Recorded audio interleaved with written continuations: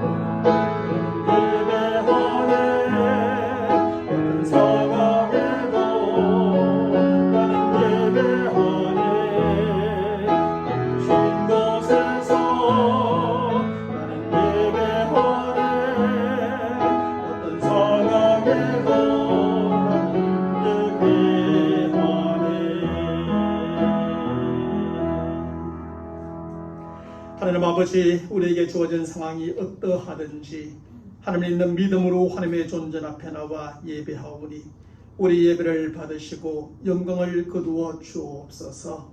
택한 백성들로 살아가는 모든 상황 속에서 하나님을 의지하고 기도하고 하나님의 은혜와 도우심을 구하며 나갈 때마다 살아계신 하나님의 전능하신 손길이 함께하는 인생 되게 하시고 행하는 모든 일들이 되게 역사하여 주옵소서.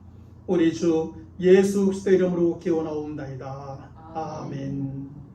전능하사 천지를 만드신 하나님 아버지를 내가 믿사오며 그 외아들 우리 주 예수 그리스도를 믿사오니 이는 성령으로 잉태하사 동정녀 마리아에게 나시고 본디오 빌라도에게 고난을 받으사 십자가에 못 박혀 죽으시고 장사한 지 사흘 만에 죽은 자 가운데서 다시 살아나시며 하늘에 오르사 전능하신 하나님 우편에 앉아 계시다가 저리로서 산 자와 죽은 자를 심판하러 오시리라.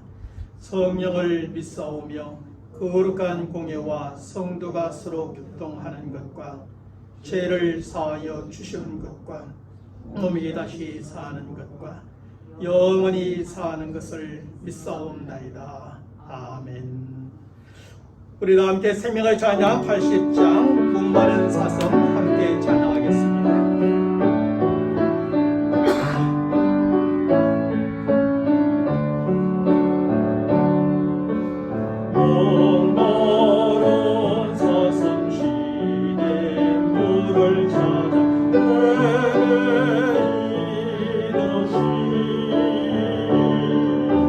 내 영혼 주를 찾기에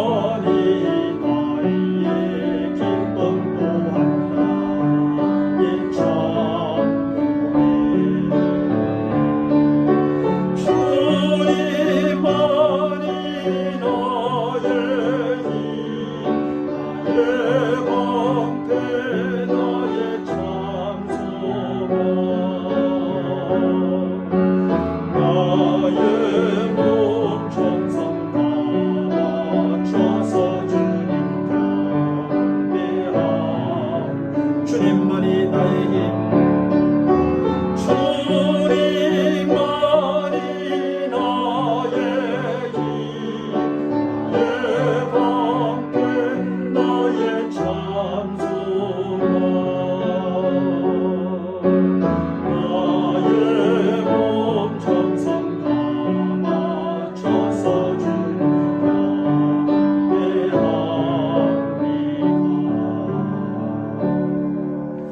개수와 유리의 찬송가 400장 험한 시험 물색에서 찬양하겠습니다. 찬양하면서 준비하신 헌금도 함께 드립니다.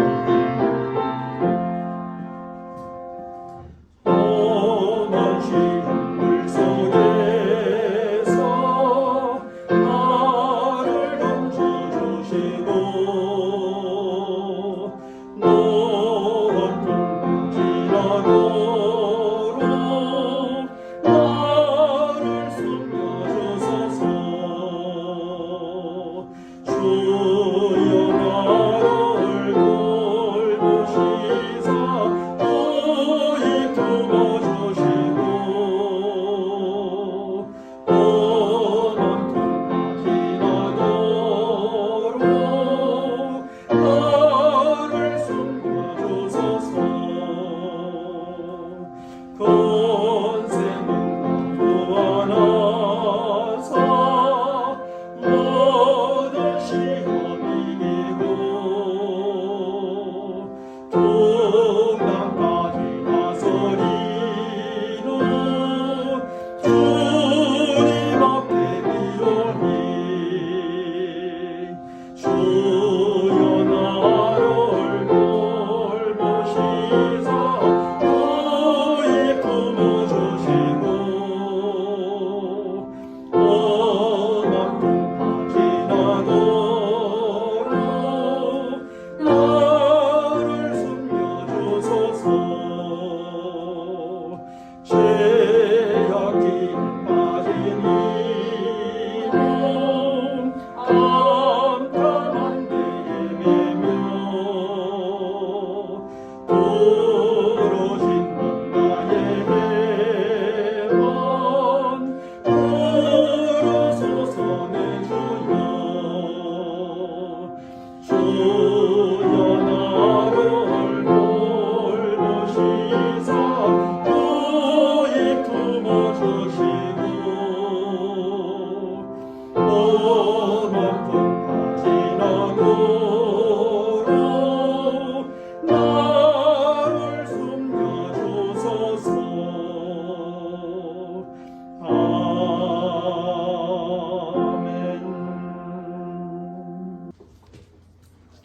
오늘 우리가 함께 보고자 하는 하나님의 말씀은 창세기 3장 1절로 6절까지 말씀입니다.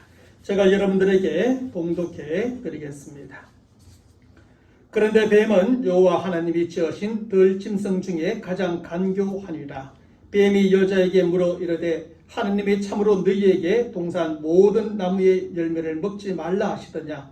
여자가 뱀에게 말하되 동산나무의 열매를 우리가 먹을 수 있으나 동산 중앙에 있는 나무의 열매는 하나님의 말씀에 너희는 먹지도 말고 만지지도 말라 너희가 죽을까 하노라 하셨느니라. 뱀이 여자에게 이르되 너희가 결코 죽지 아니하리라. 너희가 그것을 먹는 날에는 너희 눈이 밝아져 하나님과 같이 되어 선악을 알 줄 하나님이 아심이니라. 여자가 그 나무를 본즉 먹음직도 하고 보암직도 하고 지혜롭게 할 만큼 탐스럽기도 한 나무인지라. 여자가 그 열매를 따먹고 자기와 함께 있는 남편에게도 주매 그도 먹은지라. 아멘. 중세 초기에 최고의 신학자인 어거스틴은 사람의 타락과 관련하여 사람이 어떤 존재인지를 세 가지로 구분해 주었습니다. 그는 그의 인간관에 대하여 사람의 타락 전과 사람의 타락 후 그리고 구원 후로 나누어 정리해 주고 있는 것이지요. 첫째로 타락 전 에덴에서의 사람은 죄를 범하지 않을 수 있었던 존재였다는 것입니다. 죄를 범하지 않을 수 있었던 존재 말입니다. 둘째로 타락 후 세상에서의 사람은 죄를 범하지 않을 수 없는 존재가 되었다는 것입니다. 그리고 셋째로 구원 후 천국에서의 사람은 죄를 범할 수 없는 존재가 되리라고 그렇게 정리해주고 있습니다.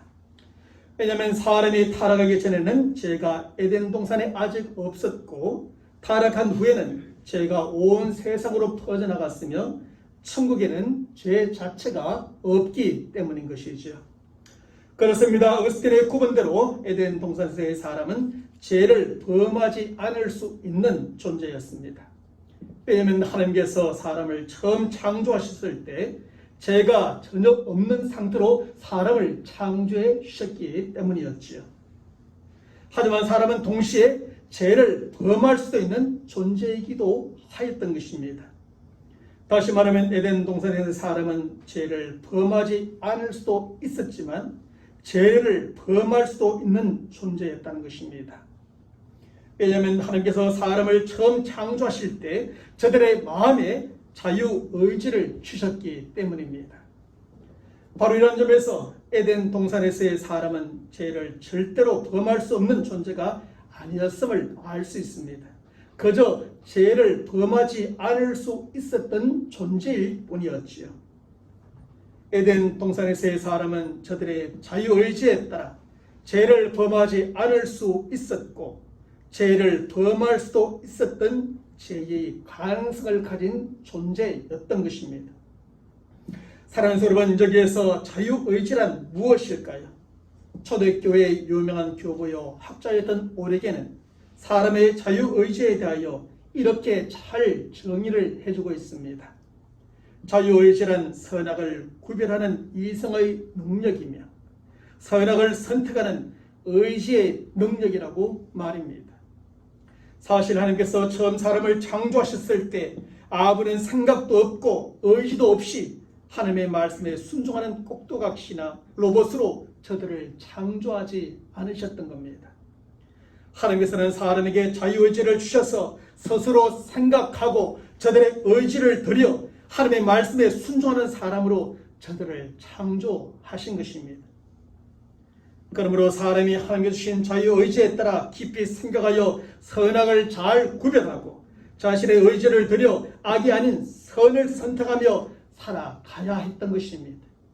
그리고 아담과 하와는 처음에 그렇게 그 자유의지를 들여 선악을 잘 구별하고 자신의 의지를 들여 악이 아닌 선을 선택하며 에덴 동산에서 잘 살았던 것이죠. 사실 성경에서의 선이란 무엇이고 악이란 무엇입니까? 성경에서의 선이란 하나님의 말씀에 순종하는 것이 선이고 악이란 하나님의 말씀에 불순종하는 것이 악인 겁니다.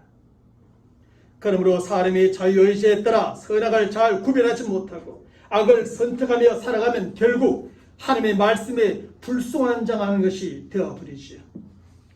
그러면 그 불순종은 죄가 되고 그 죄는 죄의 결과로 참으로 비참한 심판이 따라오게 되는 것입니다. 하지만 사람의 자유의지에 따라 선악을 잘 구별하고 선을 선택하며 살아가면 결국 하나님의 말씀에 순종하게 되는 것입니다. 그러면 그 순종은 의가 되고 그 의는 의의 결과로 참으로 놀라운 축복이 따라오게 되는 것입니다. 사실 사람이 이렇게 하나님께서 저들에게 주신 본래의 자유의지에 따라 살아가면 선악을 잘 구별하고 언제나 선을 선택하며 살아가게 되는 것입니다. 그러면 항상 하나님의 말씀에 순종하며 살아가게 되고 그에는 참으로 놀라운 축복이 따라와 그 축복 속에 살아갈 수 있게 되는 것입니다. 그런데 문제는 사람에게 저들의 자유의지를 바르게 사용하지 못하게 하는 외부적인 요인이 작용하게 된다는 것입니다. 그 외부적인 요인이 사람의 자유의지에 부정적인 영향을 주어 본래의 자유의지가 아니라 잘못된 자유의지에 따라 분별하고 그리고 선택하며 살아가게 만드는 것이죠. 그래서 저들로 선악을 잘 구별하지 못하고 결국 악을 선택하며 살아가게 하므로 하나님의 말씀에 불순종하게 만들어 버립니다. 그래서 참으로 놀라운 축복이 아니라 참으로 비참한 심판이 따르고 결국 저주 가운데 살아가게 되지. 그래서 이런 사람은 로마서 7장 21절로부터 24절의 말씀에서 사도 바울이 이렇게 고백하며 한탄하는 삶을 살아가게 됩니다.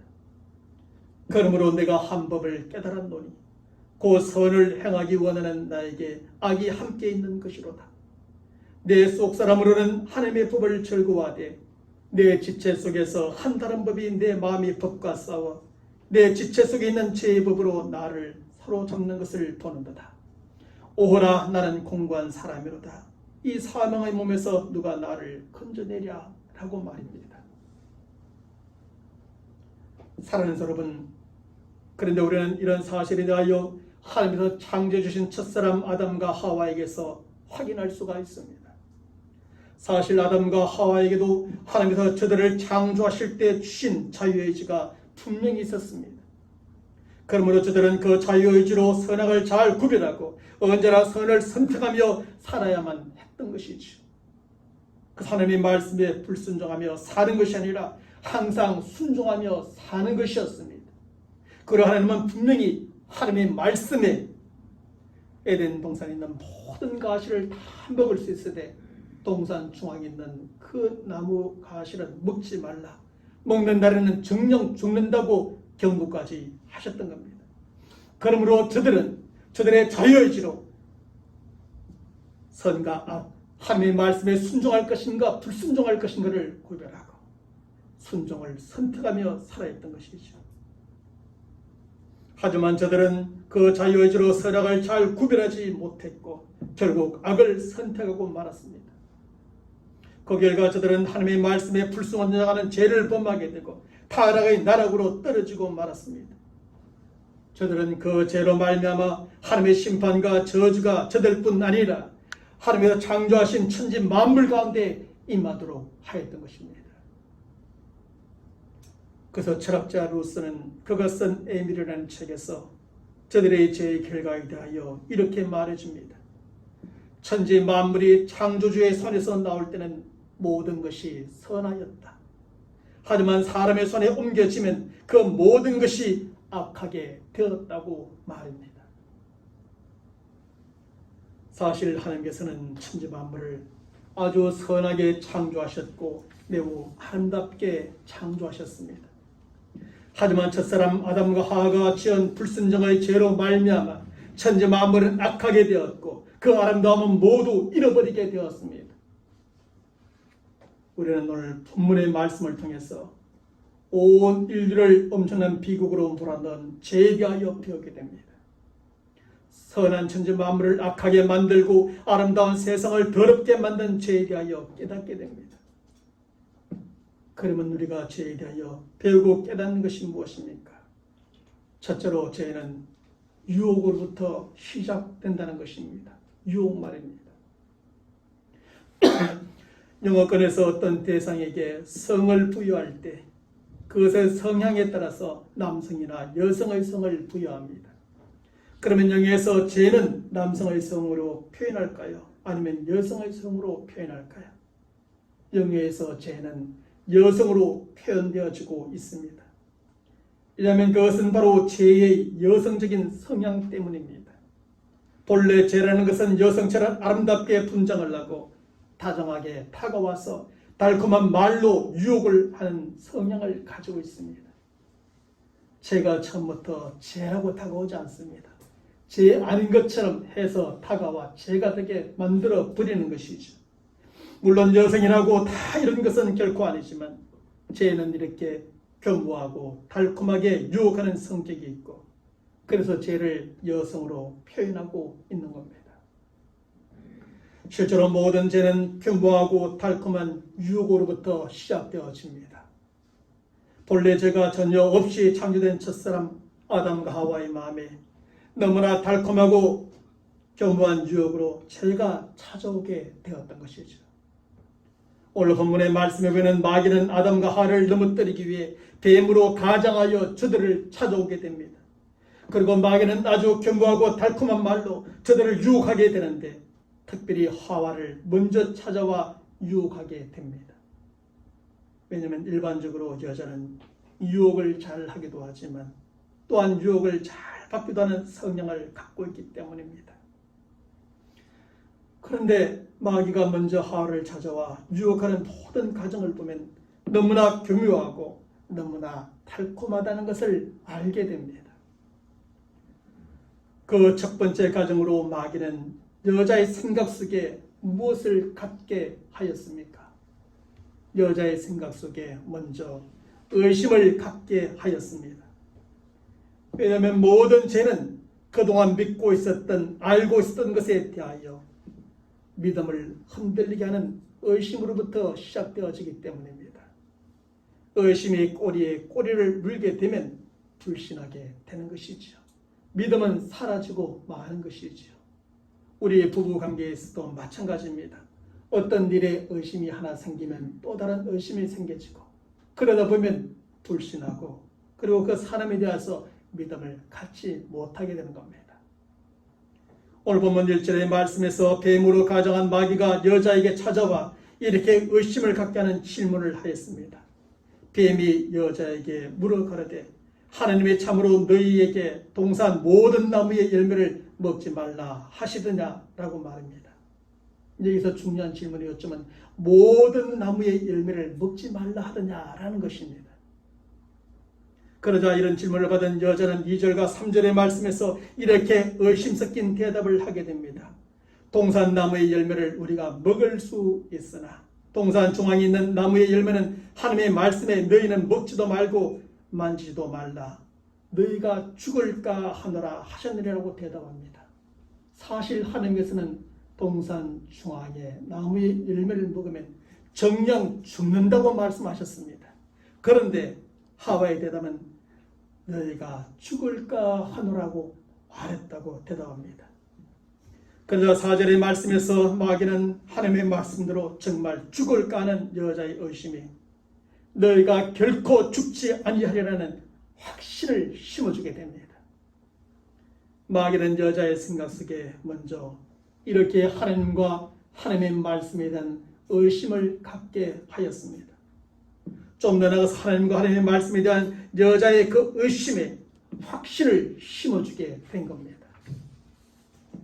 그 다음 두 번째 가정으로 마귀는 여자의 마음속에 무엇을 심어주었습니까? 여자의 마음속에 교만을 심어주었습니다. 왜냐하면 교만은 다른 모든 죄의 뿌리요 하나님을 대적하는 죄로서 하나님과 하나님의 말씀에서 떠나게 하기 때문입니다. 오늘 보면 5절의 말씀에서 마귀는 여자에게 너희가 그것을 먹는 날에는 너희 눈이 밝아져 하나님과 같이 되리라는 말로 여자의 마음에 교만을 심어주게 됩니다. 다시 말하면 너희가 선악을 알게 하는 나무의 열매를 먹으면 하나님과 같은 존재, 하나님과 같은 위치와 능력과 근세를 가진 사람이 되리라는 것입니다. 그러자 하나님과 같이 되고자 하는 그 교만한 마음에 여자는 마귀의 유혹에 그만 깊이 빠져들고 말았습니다. 그리고 여자가 마귀의 유혹에 깊이 빠져들자 어떻게 되어집니까? 어떤 반응을 보이게 됩니까? 그동안 전혀 관심이 없었던 선악을 알게 하는 나무의 열매가 눈에 보이기 시작했고 자꾸만 여자의 눈에 아른거리기 시작했습니다. 이전까지는 하나님의 말씀을 따라서 그 나무 열매에 대해서 전혀 관심도 없었습니다. 볼 생각도 없었습니다. 이것이 어떤 과일일까 생각도 하지 않았습니다. 그저 하나님의 말씀대로 관심도 생각도 볼 생각도 하지 않았던 겁니다.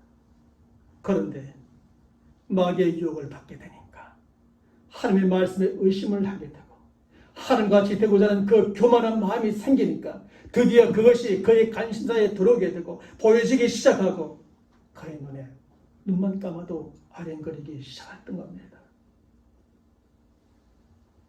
그래서 오늘 본문 6절의 말씀에서 여자가 그 나무의 열매는 보기만 해도 녹음직도 하고 보암직도 하고 지롭게 할 만큼 탐스럽기도 한 나무의 열매로 보여지기 시작한 겁니다.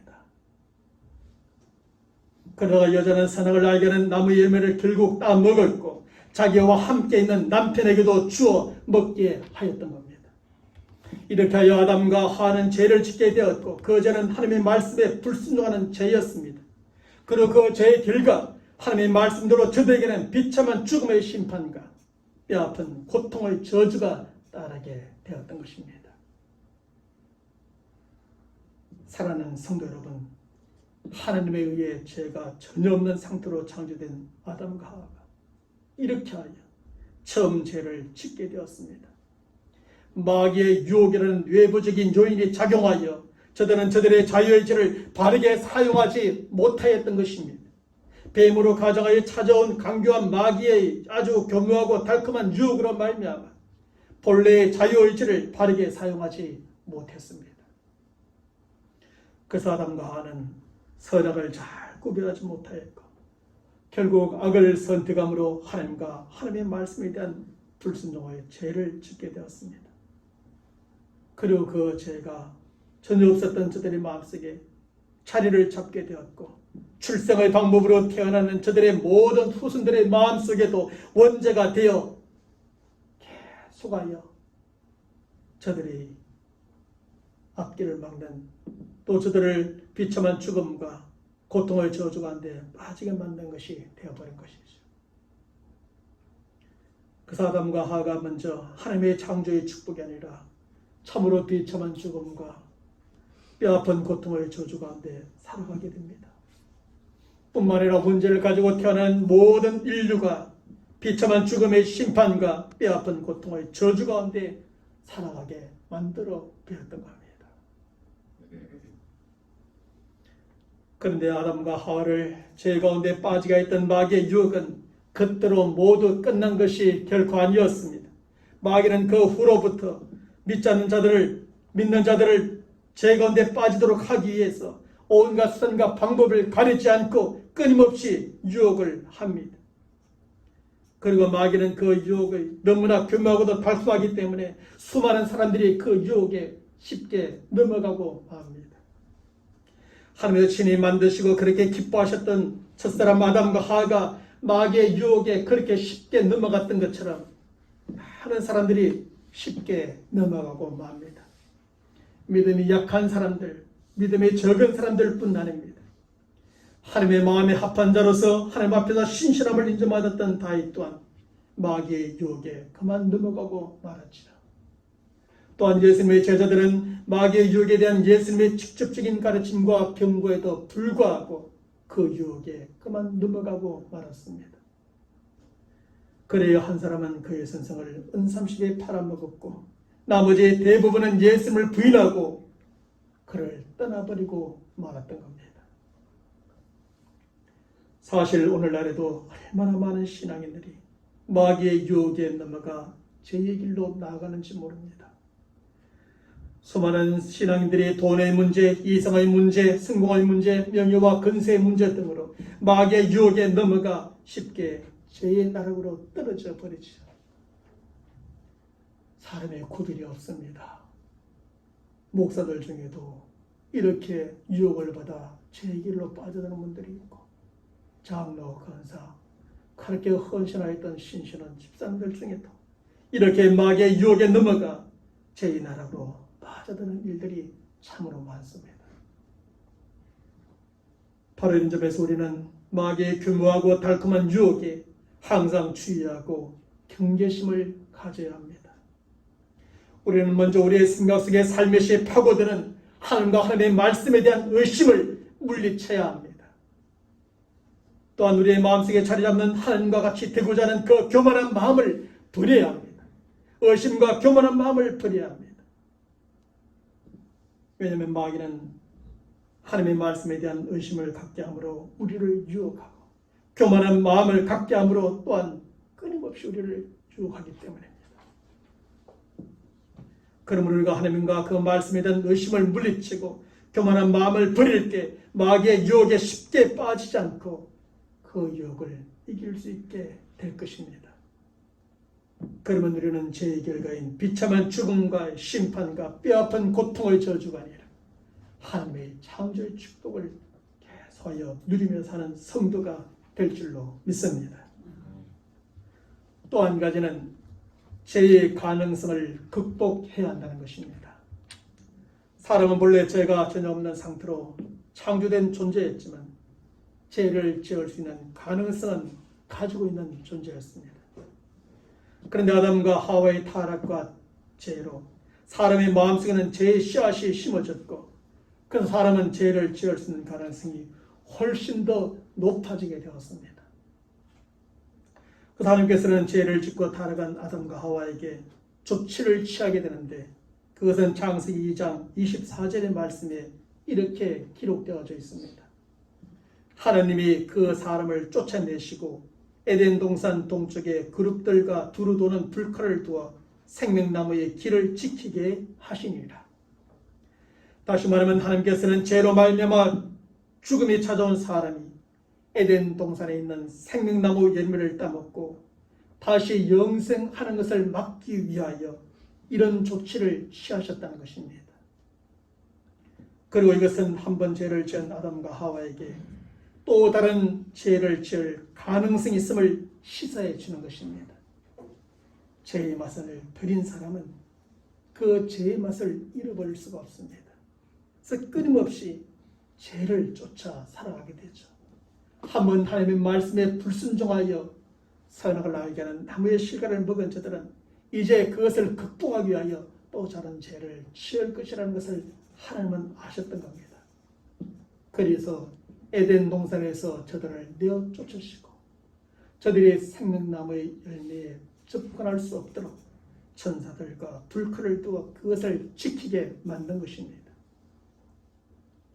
우리가 다음 주에 살펴보겠지만 이것은 아담과 하와가 저들의 죄에 대한 하나님의 심판을 받았다고 죄의 문제가 다 해결된 것이 아니라는 것을 깨닫게 됩니다.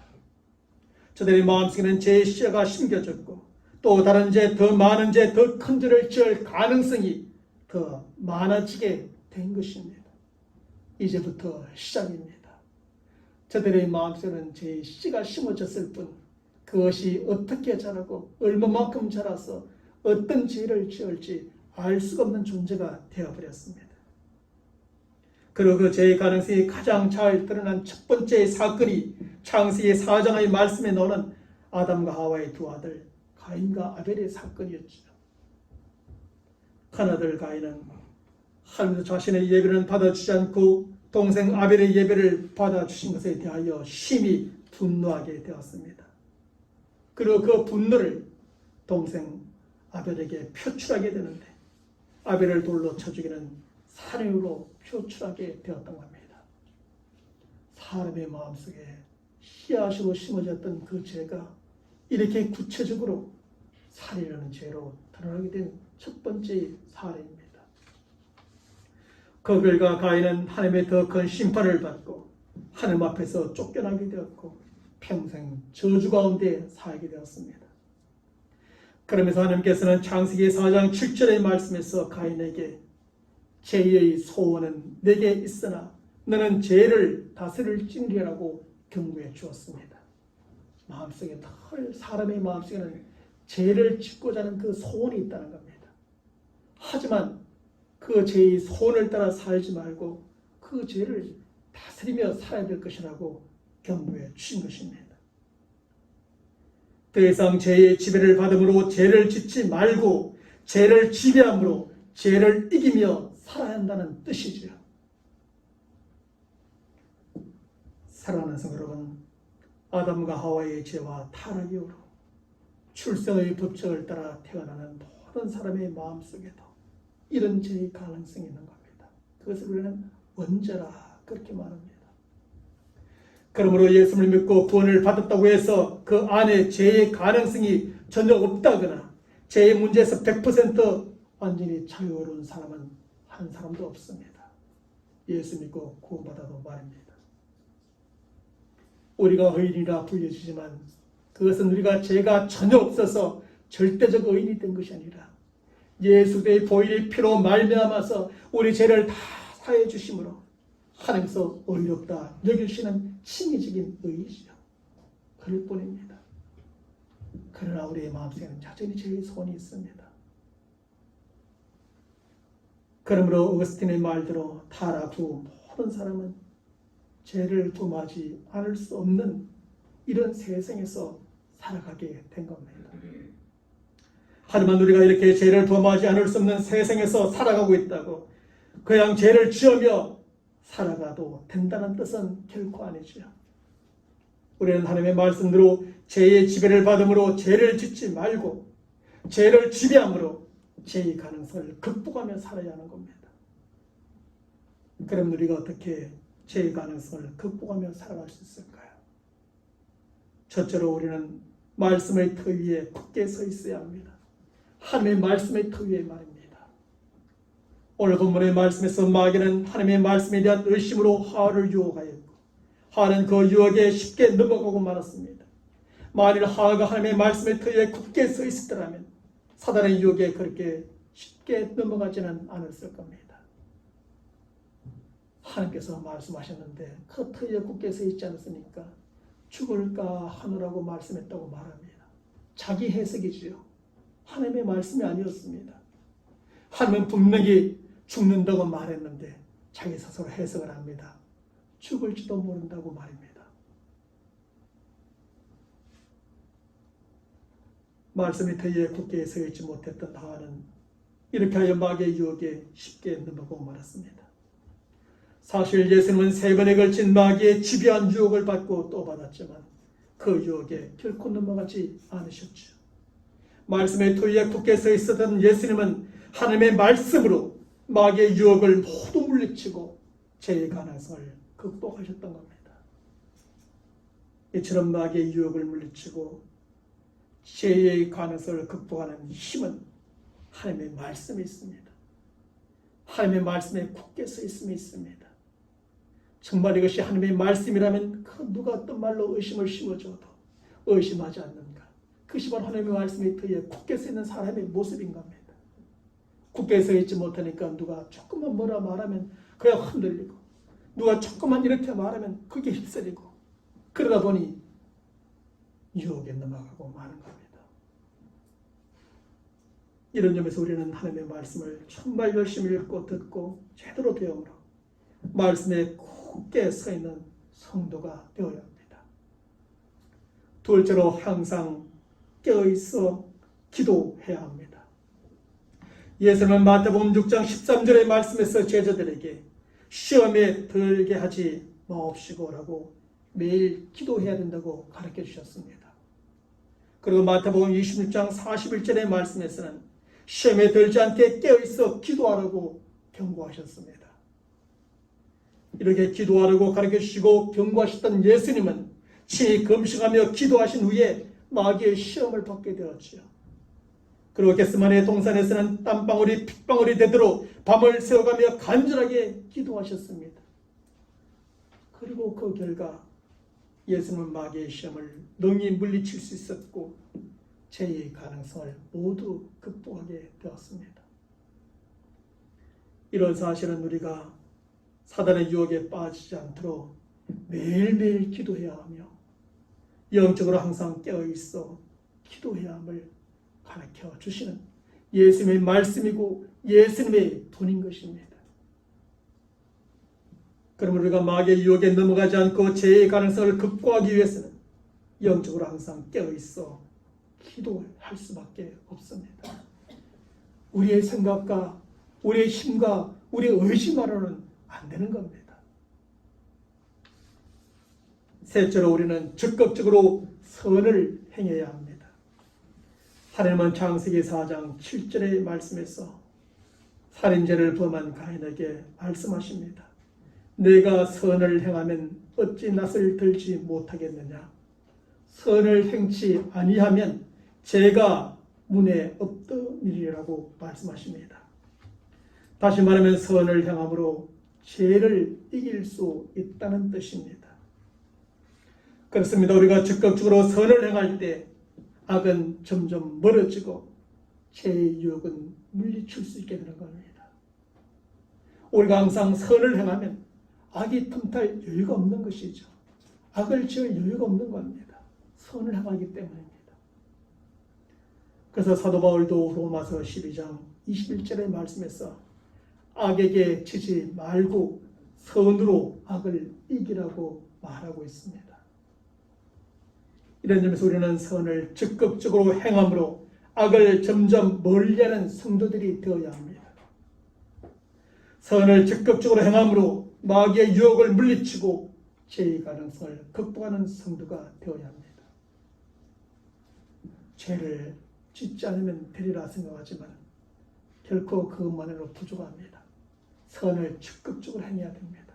그래야 죄를 짓지 않게 되는 것이고 선으로 악을 이기는 길이 되어집니다. 사랑하는 여러분, 이제 말씀을 맺겠습니다. 하나님께서는 우리의 마음속에 자유의지를 심으셨습니다. 우리 스스로 뭔가를 구분하고 선택할 수 있는, 결정할 수 있는 자유의지를 주셨습니다. 그리고 하나님은 그 자유의지로 우리가 선악을 잘 구별하고 선을 선택함으로 하나님의 말씀에 항상 순종하며 살기를 원하셨습니다. 하지만 아담과 하와의 죄와 타락 이후로 우리의 마음속에는 또한 죄의 씨가 심어져 버리고 말았습니다. 그래서 우리는 유혹을 받을 때 죄의 본성을 따라 죄의 지배를 받으며 살아가려고 하는 그 강한 소원이 있고, 그러면 하나님께서 우리의 마음속에 심어주신 본래의 자유의지대로 선택하며 살아가지 못하게 되는 겁니다. 그래서 지금도 우리는 끊임없이 이런 유혹 속에 살아갑니다. 그래서 우리 자유의지로는 하나님의 말씀을 따라서 선악을 잘 구별하고 선을 선택하며 살아야 된다는 의지는 갖고 있는데, 이런 유혹을 받을 때 그것이 흔들리게 됩니다. 그 유혹이 더 겸하고 달콤할 때 그만 그 유혹에 넘어가 본래의 자유의지대로 선택하며 살아가지 못하게 만들어버리죠. 우리는 선악을 잘 구별하지 못하고 불의악을 선택함으로 하나님의 말씀에 불순종하게 되어집니다. 그래서 우리는 하나님께서 주시는 놀라운 창조의 축복이 아닌 여전히 비참한 심판과 저주 가운데 살아가게 되는 겁니다. 그러므로 우리가 마귀의 유혹에 넘어가지 않도록 그 유혹을 물리쳐야 합니다. 우리가 죄의 본성에 따라 죄의 지배를 받으며 살아가지 않도록 죄의 가능성을 계속하여 극복해 나가야 합니다. 그러는 말씀의 터 위에 굳게 서 있고 하나님의 말씀의 규정에 따라 살아가므로 마귀의 유혹에 넘어가지 않고 그 유혹을 물리치는 성도가 되어야 합니다. 우리는 항상 깨어있어 기도하고 적극적으로 선을 행함으로 죄의 가능성을 극복하는 성도가 되어야 합니다. 그래서 우리는 하나님께서 심어주신 본래의 자유의지대로 선악을 잘 구별하고 선을 선택함으로 하나님의 말씀에 항상 순종하며 살아가는 성도가 되시길 바랍니다. 그래서 죄의 결과인 비참한 죽음의 심판과 고통의 저주가 아니라 이제 하나님의 창조의 축복을 여전히 누리며 살아가는 저와 여러분 모두가 되시기를 주님의 이름으로 간절히 축원합니다. 하나님 아버지, 아담과 하와의 죄로 말미암아서 우리 모든 사람들의 마음속에는 죄의 씨앗이 심어졌고 그 씨앗으로 말미암아 죄의 소원이 생겨 죄를 추구하는 경향을 가지게 되었습니다. 이 세상은 온통 죄로 가득하고 또 수많은 마귀의 유혹으로 말미암아 우리의 자유의지는 하나님의 본래 주신 그 목적대로 의도대로 사용되지 아니하고 죄의 지배대로 또 죄의 속성을 따라 사용할 때가 많음을 고백합니다. 그러기 때문에 오늘 말씀을 받고 우리 또한 아담과 하와처럼 그 죄에 무너지고 유혹에 빠져 죄의 길로 나가지 않고자 다시 한번 말씀을 의지하며 또 말씀을 따라 살기로 결심해 봅니다. 우리에게 다가오는 수많은 마귀의 유혹 가운데서 우리가 날마다 하나님의 말씀의 터 위에 굳게 서고 또 날마다 영적으로 깨어있어 기도하며 우리가 사는 삶의 현장 가운데 적극적으로 선을 행하여 이 모든 죄의 유혹을 물리치고 죄의 가능성을 극복하는 믿음의 사람들이 되게 도와주시옵소서. 그리함으로 늘 하나님의 말씀에 순종하는 삶이요 또 하나님의 말씀에 순종하는 자에게 주시는 모든 창조의 축복을 날마다 누리며 사는 믿음의 삶이 되게 역사하여 주시옵소서. 우리 주 예수 그리스도의 이름으로 간절히 기도하옵나이다. 아멘. 우리와 함께 생명의 찬양 21장 찬양하겠습니다. 나 약해 있을 때에도 찬양합니다.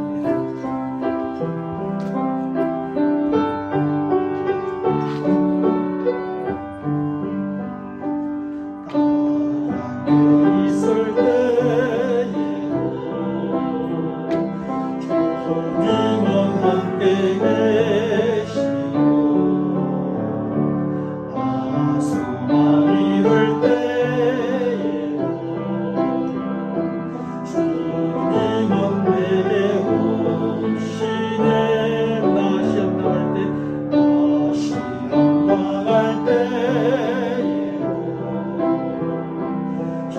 주님이 지켜주시고 다시 나갈 때에 주님이 위로하시네.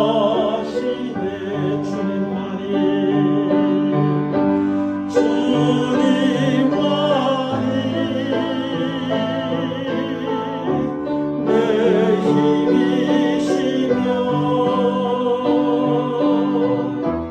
오 주님만이 날 도우시네. 오 나의 주님 내 아버지요 오 나의 주님 내 사랑이요 주님만이 내 힘이시며 주님만이 내 힘이시며 오 주님만이 날 도우시네. 오 나의 주님 내 아버지요 오 나의 주님 내 사랑이요.